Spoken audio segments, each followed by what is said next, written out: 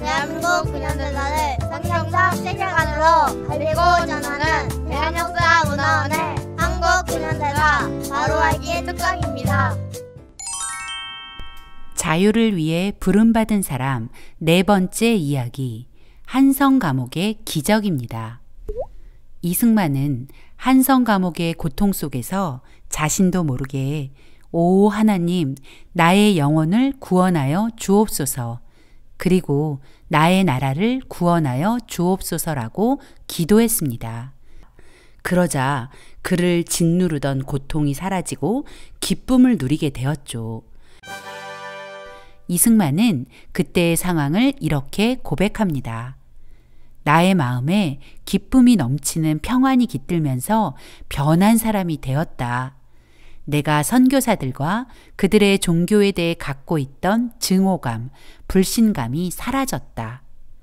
이런 변화 이후 이승만은 비로소 진정한 개혁을 시작하게 되었습니다. 한성 감옥이라는 절망의 장소에서 하나님을 만나고 하나님의 전능하신 손을 의지하여 놀라운 일을 시작한 것이죠. 우리는 그것을 한성 감옥의 기적이라고 부릅니다. 지금부터 한성 감옥 기적을 소개하겠습니다. 그 시작은 한성 감옥 학교입니다.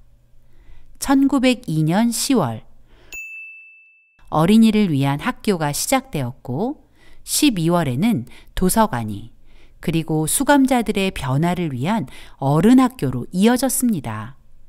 감옥에 웬 학교? 더구나 어린이 학교라니.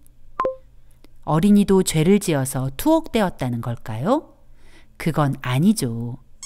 만약 죄를 짓고 수감 생활을 해야 하는 사람이 한 집안의 가장이고 그 사람 없이는 가족의 생계 유지가 어려운 경우 그가 밖에 나가 일하는 동안 그의 아들이 볼모로 갇혀 있도록 했다고 합니다. 또 죄수인 아버지와 함께 생활하는 아이들도 있었죠. 그래서 한성 감옥에는 적지 않은 아이들이 있었다고 합니다. 이승만은 그 아이들을 위해 한성 감옥에 학교를 만들고 성경, 국어, 영어, 역사, 세계사를 가르치기 시작했습니다. 이승만이 기독교 입국론을 주장하며 강조한 것이 모든 백성이 깨달아 알아야 한다는 것이었는데 이승만은 이미 한성 감옥에서 백성들을 깨우치는 그 일, 즉 학교를 시작한 것입니다. 이승만은 어린이들만 교육한 것이 아니었고 함께 수감 생활하던 동료 죄수들을 계몽하는 일도 시작했습니다. 지금의 생각으로는 그랬구나라고 쉽게 생각할 수 있지만 이승만의 동료 죄수 대부분이 잡범과 무레배들이었다는 것을 생각해 보면 그들을 가르친다는 것이 결코 쉬운 일이 아니었을 것이고 이승만의 교육에 대한 의지가 얼마나 결연했는지 짐작하게 합니다. 한성 감옥 학교는 지식을 전달함과 동시에 복음으로 죄수들의 변화를 이끌어내려는 이승만의 전략이 숨어 있었습니다. 감옥이라는 고통의 공간에서 사람들에게 유익한 도움을 제공하면서 동시에 거부감 없이 복음을 받아들일 수 있도록 작전을 세운 것이죠. 선교사들은 이승만의 이 놀라운 계획을 당연히 적극 지지하였고 감옥으로 많은 책을 들여보내주어 1902년 12월 한성 감옥에 도서관을 만들게 되었습니다. 학교를 열고 도서관을 만든다는 것은 이승만 혼자 계획한다고 되는 일이 아니었습니다. 이 모든 일은 하나님의 계획이었죠. 이승만은 이 일이 자신의 능력으로 된 것이 아니라 오직 하나님의 인도하심이라고 고백합니다. 1903년 5월호 신학월보에 실린 그의 글을 잠깐 볼까요? 하나님의 거룩하신 뜻으로 세상 죄인들을 감화시키는 교가 아니면 불소한 재정으로 서적치를 졸지에 실시할 수 없었을지라. 이것이 나의 이른바 하나님의 은혜를 감사함이니 이 깨달음과 감사함으로 여일이 힘쓰면 오늘 심는 겨자씨에서 가지가 생겨 공중에 나는 새가 깃들이게 될 줄을 믿겠나이다. 이승만의 고백처럼 이 모든 일은 하나님의 은혜였습니다. 하나님께서는 이미 그의 생각과 계획에 앞서 행하시며 그를 도울 사람까지 준비하셨죠. 한성감옥 도서관에는 기독교 신앙서적과 역사, 법률, 외교 및 시사 관련 서적, 그리고 문학까지 약 523권의 서적을 소장하고 있었다고 합니다.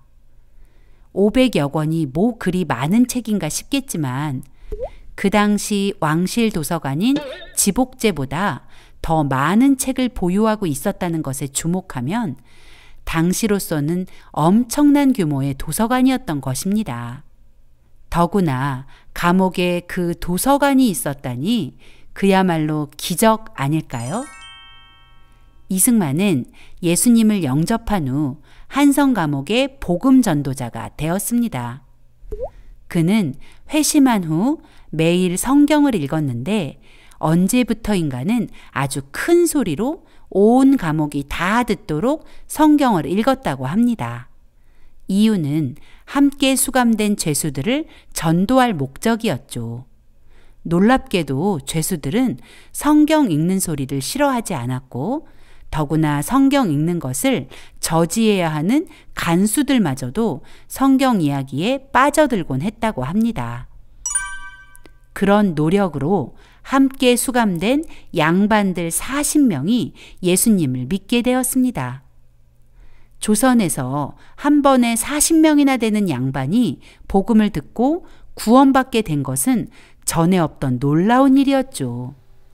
그 양반 중 여럿이 장차 기독교계의 지도자 그리고 대한민국 건국의 아버지들이 된다는 사실.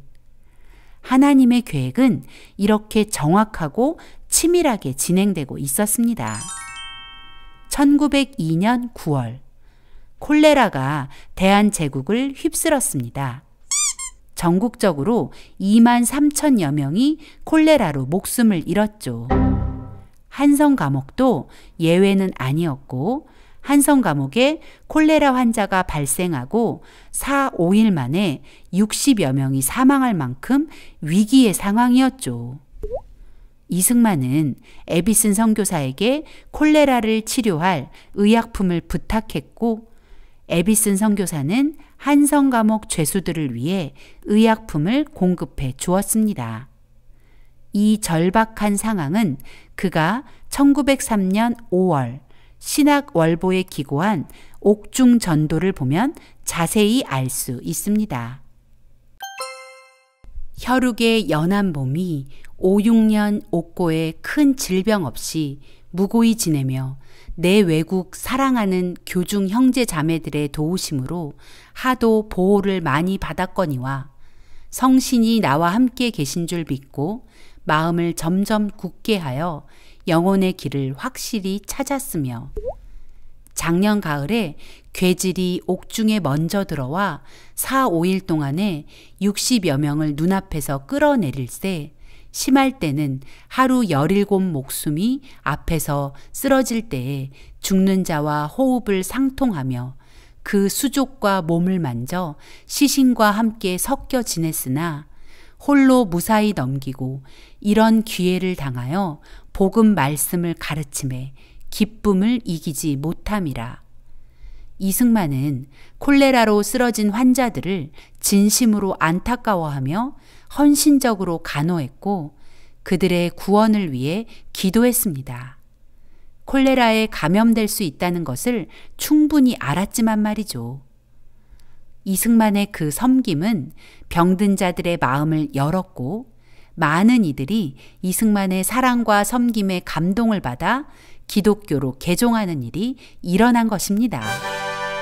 언더우드 선교사의 부인 릴리어스 호튼 여사는 이승만의 복음 전도의 열정에 대해 이렇게 말했습니다.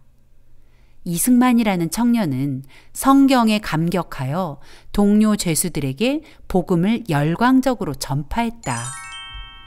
이승만은 예수님 믿고 완전히 달라졌습니다. 한성 감옥에 수감된 직후 죽음의 공포 때문에 두려워하던 그가 이제는 예수님의 사랑으로 사람들을 돌보고 자유의 복음을 전하는 일에는 죽음도 두려워하지 않는 사람이 된 것입니다. 한성 감옥에는 날마다 더 놀라운 일이 일어났습니다.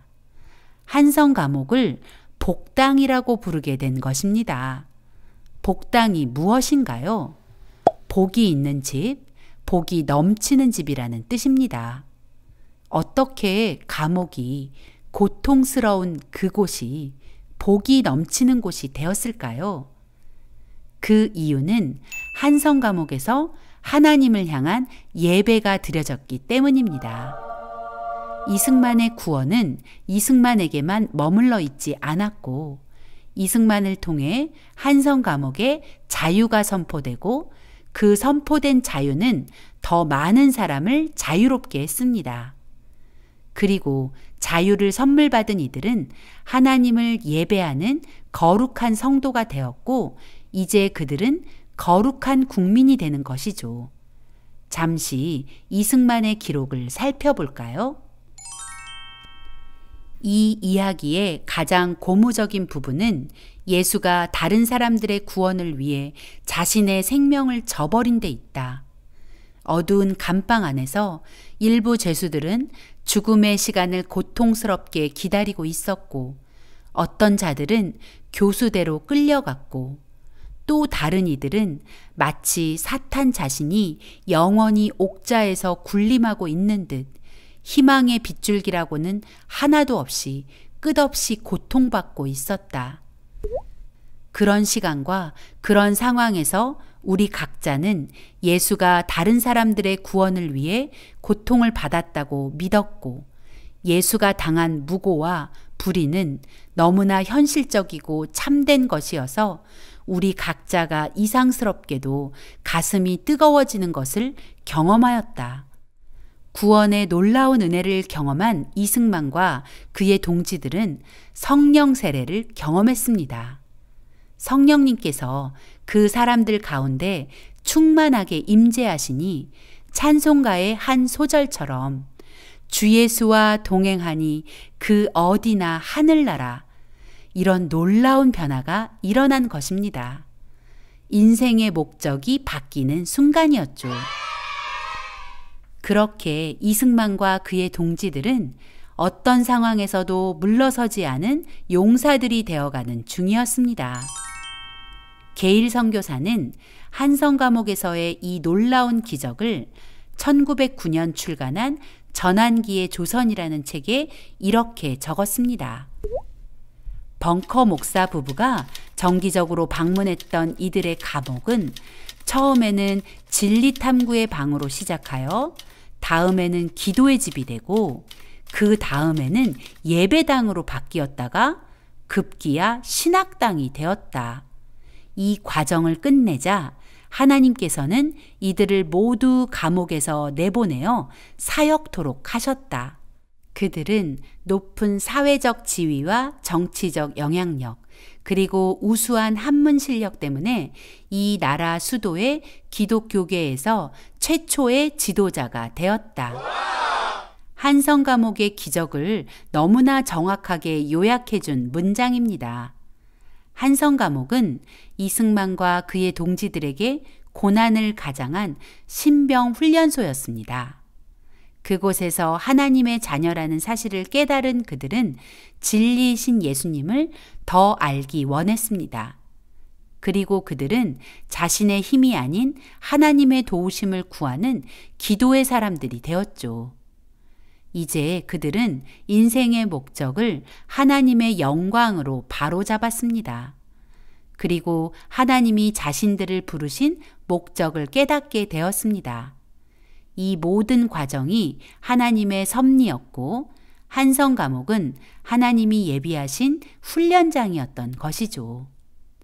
이제 하나님은 그들의 모든 훈련 과정이 끝났음을 선언하셨고 한성 감옥에서 내보내셔서 하나님의 구원 프로젝트에 그들을 투입시키셨다는 것입니다. 드디어 1904년 8월 7일 수감된 지 5년 7개월, 햇수로 7년 만에 이승만은 하나님이 열어주신 한성 감옥의 문을 걸어 나왔습니다. 구한 말 대한제국은 마치 한성 감옥과 같았습니다. 오직 절망뿐인 상황. 이승만은 그 절망 가운데서 모든 만물의 주인이시며 주권자이신 하나님을 만났습니다. 그리고 함께 수감 중인 죄수들에게 열정적으로 자신이 만난 하나님, 절망 가운데 유일한 소망이신 하나님을 전했습니다. 그리고 대한제국 모든 백성이 그렇게 되길 바랬습니다. 이승만은 절망 속에 있는 한성 감옥 죄수들에게 글을 가르치고 세상의 이치를 깨닫게 하는 교육을 시작했습니다. 그들 역시 대한의 백성이고 그들이 각자의 책임을 다하면 분명 거룩한 새 나라를 보게 될 것이기 때문이죠. 한성 감옥은 기독교를 근본으로 삼은 사람들이 배움을 통해 세상의 이치를 알게 되면서 당장 눈에 보이는 한계와 고통은 더 이상 아무런 문제가 되지 않는 복된 장소로 바뀌어 버렸습니다. 한성 감옥의 이 기적은 찻잔 속의 태풍이 아니라 찻잔을 깨고 나와 대한민국 건국을 이루는 큰 태풍이 된 것입니다.